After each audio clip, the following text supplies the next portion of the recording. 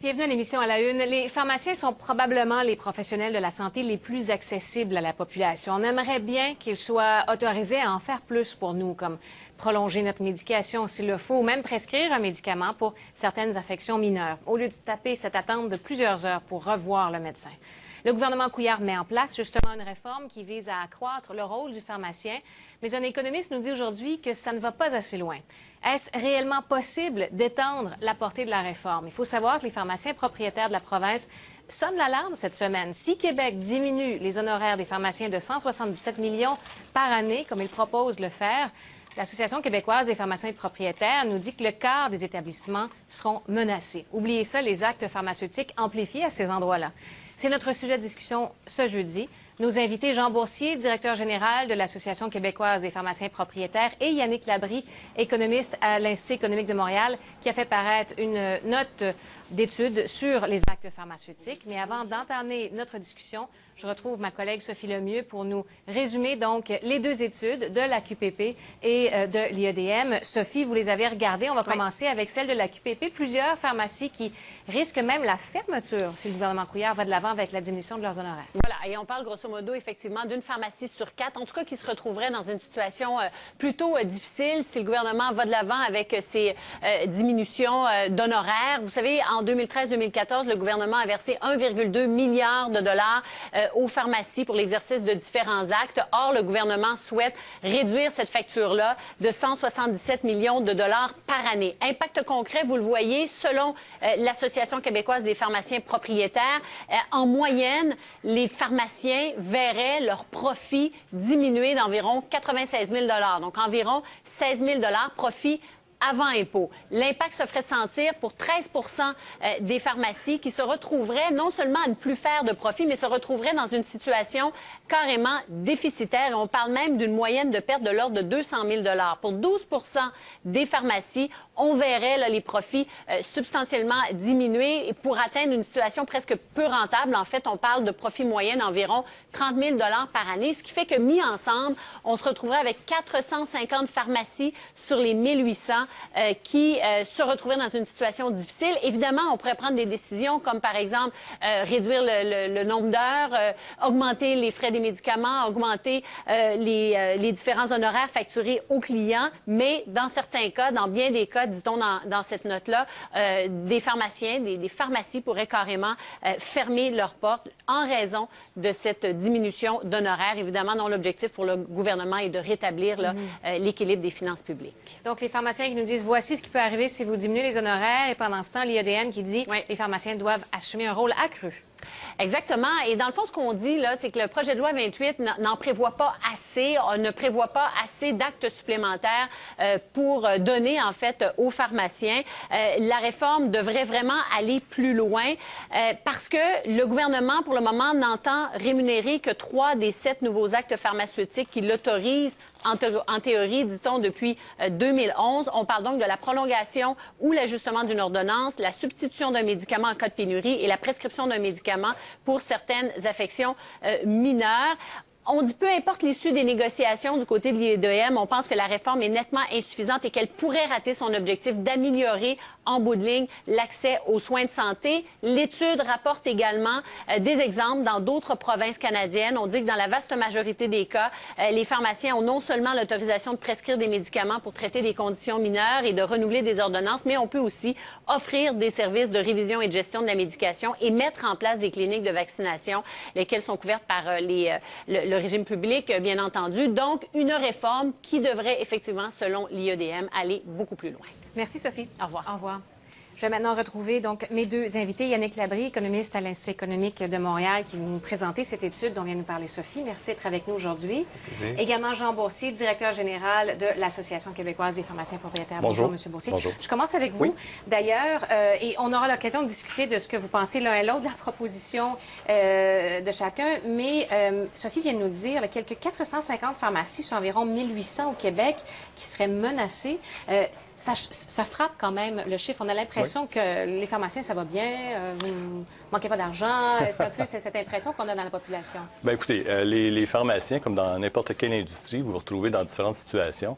Des situations de pharmacie qui sont en démarrage, des situations de pharmacie qui viennent d'être acquises, donc qui sont en développement d'affaires et qui, naturellement parlant, font des profits limités ou peu de profit ou pas de profit.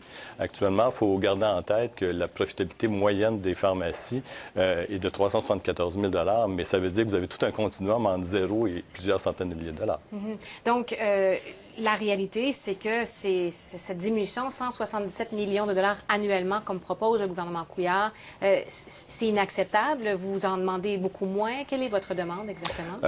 Actuellement, on est toujours en négociation, donc vous me permettrez de garder ça encore un peu secret. Mais en même temps, nous, effectivement, le 177 millions, c'est beaucoup trop d'argent. C'est beaucoup trop d'argent qui sera absorbé de façon différente selon les milieux, d'ailleurs. Si vous êtes en milieu plus défavorisé, avec une clientèle couverte par la RAMQ, ça va frapper plus fort qu'une clientèle de banlieue, plus jeune. Donc, nous, ce qu'on met en garde le gouvernement, c'est d'avoir des coupes sans nécessairement avoir une logique en arrière des coupes, ce qui est le cas actuellement, et qui vient toucher de façon inégale l'ensemble de la population. Mais en même temps, c'est difficile d'épargner les pharmacies quand on sait que le réseau, globalement, doit aussi composer avec des réductions budgétaires douloureuses. Oui, on voit bien ça. On est des gens d'affaires, on comprend les besoins du gouvernement. En même temps, nous, on propose des solutions structurantes à long terme, mais également la possibilité de mettre sur la table certaines économies de la poche des pharmaciens, mais avec aussi des solutions pour l'avenir pour améliorer l'accessibilité des patients aux soins de première ligne. Puis on l'a dit tantôt dans le reportage, les pharmaciens sont les professionnels de première ligne les plus accessibles. C'est ça. Et justement, c'est ce qu'il faut dire, utilisons-les davantage, au-delà des préoccupations financières, et on y viendra, mais vous, ce que vous dites, c'est important la première ligne, donc faisons qu'ils en fassent plus, les pharmaciens. Absolument, absolument. On connaît les difficultés d'accès aux soins de première ligne. C'est extrêmement difficile d'avoir accès à un médecin le soir, le week-end.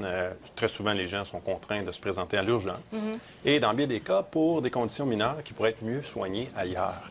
Et nous, on dit, il y a des professionnels qui sont accessibles. Les plus accessibles, généralement, ce sont les pharmaciens. Pourquoi ne pas les utiliser? Pourquoi ne pas s'inspirer de ce qui se fait ailleurs dans les autres provinces et d'avoir justement un rôle accru. Et ça peut être bénéfique pour les patients. Mais vraiment, est-ce que ça ferait tant que ça une différence? Pas parce qu'un pharmacien peut, par exemple, renouveler une prescription qu'on va diminuer nécessairement les listes d'attente pour des procédures médicales importantes? Non, évidemment non, mais c'est ça qui est important à prendre en compte. Vous savez, le commissaire à la santé et au bien-être, il déposé un rapport récemment qui faisait état du fait que 60% des visites à l'urgence qui sont des conditions mineures. Ça ne veut pas dire que ce ne sont pas des conditions pour lesquelles ça prend un diagnostic du médecin, mais maintenant, il y en a plusieurs qui se présentent simplement parce que la médication n'est pas adéquate, on doit prolonger une ordonnance, ce genre de trucs-là. Des conditions mineures aussi où le diagnostic est connu et on pourrait transférer une partie du fardeau qui incombe maintenant aux médecins vers les pharmaciens qui, eux, sont disponibles.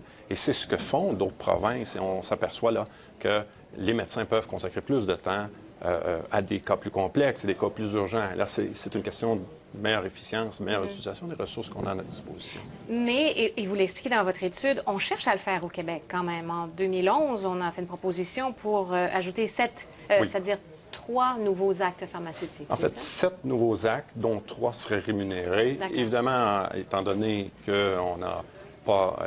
en fait, les négociations ont pris se poursuivent, ils n'ont pas...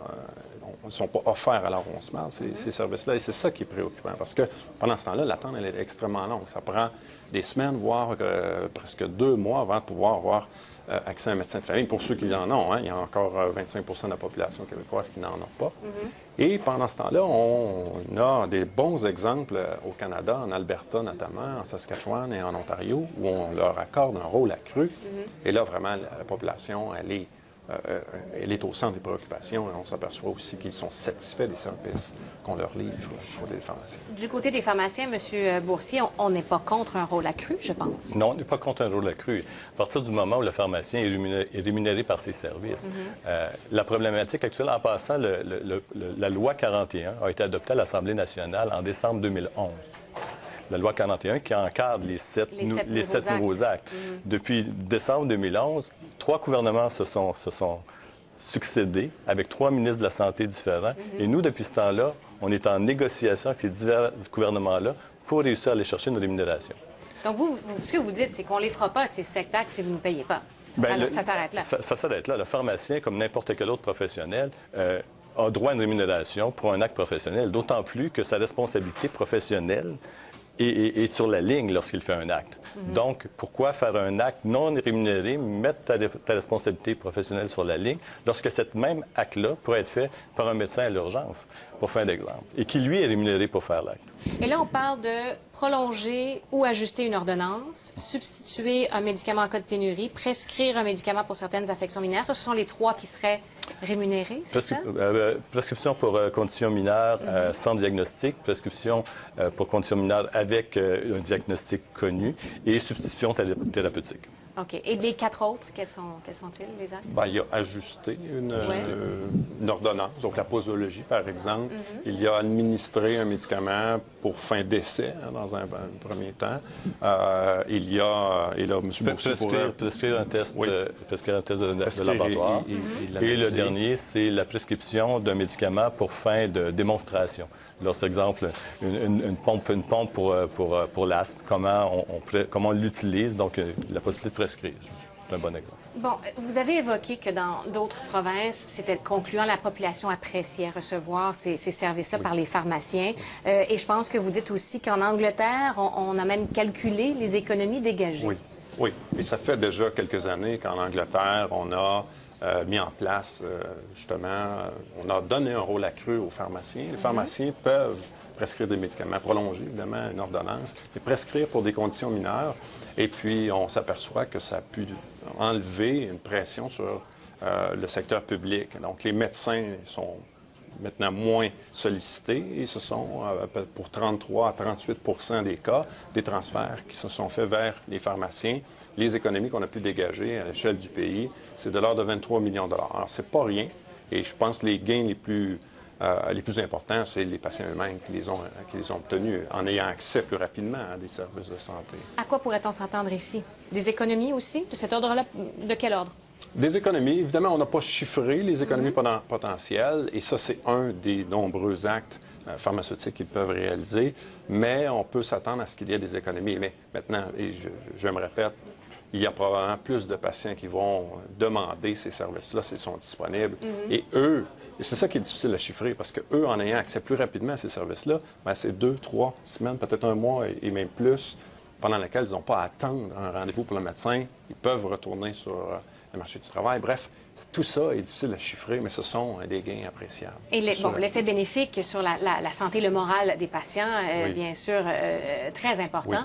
Mais si on parle, et vous me voyez venir dans mes questions, si on parle d'économie, par exemple, en Angleterre, de 23 millions par année, ce serait intéressant de chiffrer, parce que si les pharmaciens demandent à ce qu'on les épargne, qu'on ne leur demande pas ce 177 millions annuellement, en l'échange de certains services, peut-être, ça pourrait être concluant pour le gouvernement, mais là, il nous manque des chiffres. Il nous manque des chiffres, vous avez raison. À partir du moment où le pharmacien aurait la possibilité d'effectuer les actes et pourrait être rémunéré pour les faire, nous, ce qu'on se dit, c'est qu'il va falloir faire une recherche au travers de ça, garder une statistique, voir l'impact réel sur la population, la diminution de l'attente dans les urgences, libérer des médecins pour faire d'autres tâches, améliorer l'accès à un médecin. Moi-même, je n'ai pas de médecin de famille.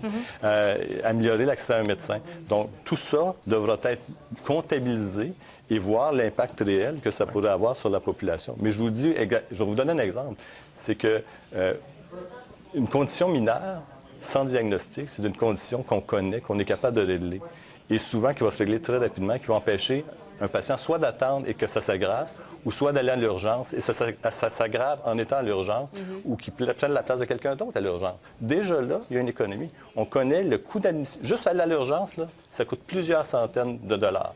Ça ne coûtera pas ça pour aller voir le pharmacien, c'est sûr. Et les journées de travail épargnées. Et les journées de travail épargnées aussi. Évidemment. Donc, le calcul va être important.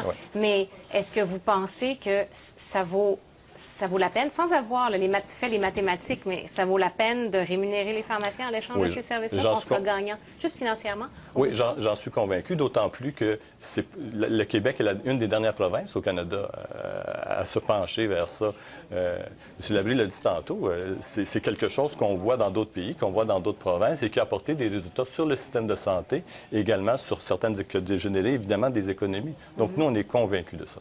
Monsieur Labrie, de l'Institut économique de Montréal, où on voit le compteur de la dette rouler. On sait que c'est très important. On a déjà entendu les positions de l'IEDM sur les efforts budgétaires du gouvernement. Est-ce que ça vaudrait la peine, selon vous, de rémunérer à juste titre les pharmaciens pour justement élargir leur rôle? Bien, vous savez, c'est une leçon d'économie 101. Quand un service n'est pas rémunéré, généralement, il n'est pas rendu. Qui a intérêt à le faire? Et dans le cas des pharmaciens, évidemment, il y a une responsabilité liée à un acte professionnel de ce type-là. Alors, ils ne vont pas mettre ça en jeu moyennant une rémunération qui est nulle. Alors, et là, évidemment, c'est une question de négociation. Moi, je veux laisser ça à ceux qui sont les parties prenantes dans cette négociation-là. Mais si on ne rémunère pas, du côté du gouvernement, ces actes-là, il faudra à tout le moins ne pas interdire aux pharmaciens la possibilité d'exiger un tarif. Et c'est ça qui, à l'heure actuelle, est en voie d'être mis en place. Et ça, évidemment, s'il n'y a pas de tarif potentiel, alors à ce moment-là, il n'y aura pas de ces services-là et c'est les patients qui vont en souffrir. Le gouvernement, à votre demande, a déjà dit, en tout cas du moins pour l'instant, on vous entend, mais il faut gérer selon notre capacité de payer. Donc, est-ce qu'il faut s'attendre ultimement à ce que, justement, les prix augmentent ou les heures soient réduites en pharmacie? Moi, je vous dirais qu'on est toujours en négociation, donc on a espoir de régler en deçà des demandes du gouvernement.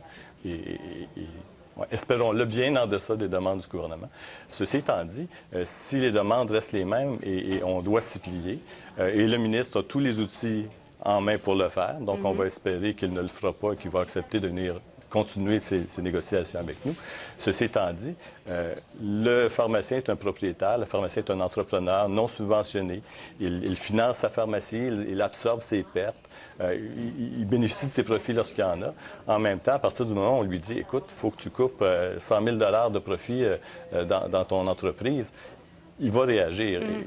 C'est une saine réaction. On a un monsieur économiste à côté de nous. Une saine réaction d'entrepreneur, c'est de dire, bon, comment je fais pour remettre mon entreprise sur les rails?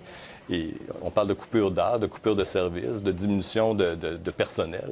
C'est là que ça va jouer. Et vous avez mentionné d'entrée de jeu que vous proposez des mesures structurantes. Je comprends que vous êtes en négociation, que vous n'allez pas les dévoiler, mais on peut comprendre que il y a peut-être un jeu de négociation sur les actes qu'on cherche à vous faire accomplir et peut-être une révision de la réduction qu'on vous imposera? Oui, les pharmaciens, c'est des gens d'affaires. C'est des professionnels de la santé, mais c'est également des gens d'affaires. Donc, à partir de ce moment-là, on connaît les composantes, on est prêt à faire des compromis, on sait calculer, on sait analyser, et on est capable d'amener des solutions qui vont être gagnantes pour le gouvernement. Eh bien, à tous les deux, merci d'avoir participé à la discussion aujourd'hui. Jean Boursier, donc de la QPP, Yannick Labrie, économiste à l'IEDM. Merci à tous les deux. Restez avec nous. Au retour de la pause, on revient avec d'autres nouvelles. À tout de suite.